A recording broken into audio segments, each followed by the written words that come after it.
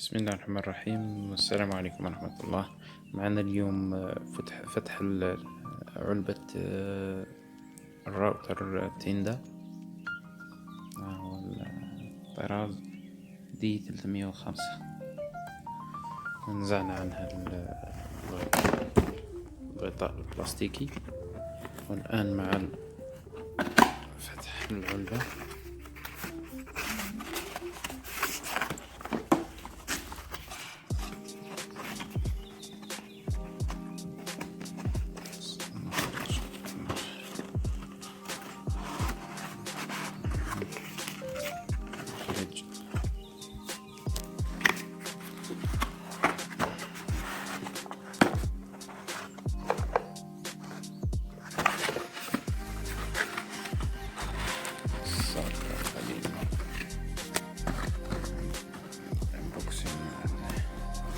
بيد واحدة.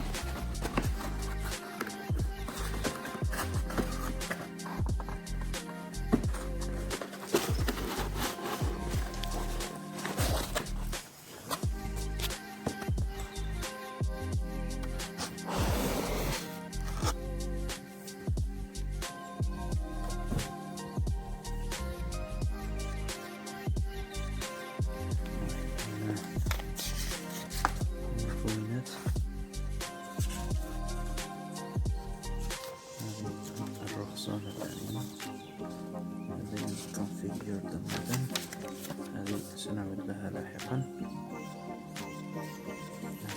كيفية الضبط،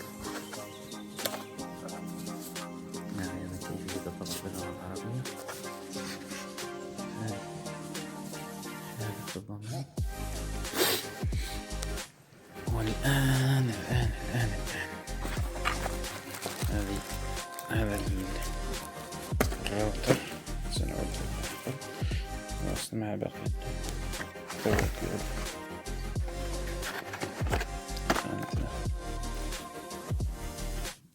جهاز التغذية بالكهرباء كما يظهر في الشاشة. 12 فولت 1 أمبير. لدينا هنا هذا السبليتر ADS سبليتر. لدينا هنا كيبل RJ11. لدينا هنا كيبل آخر RJ11،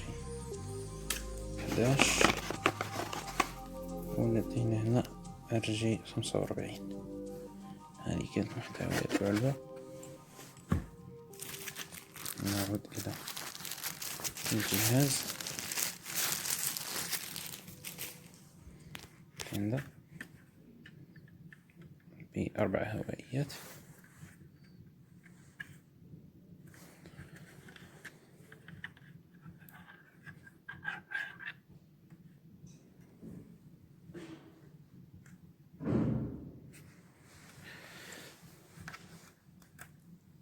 من ناحية الشكل جميل. باور سيستم، انترنت، USB، WPS. هذه بعض الخصائص الجهاز.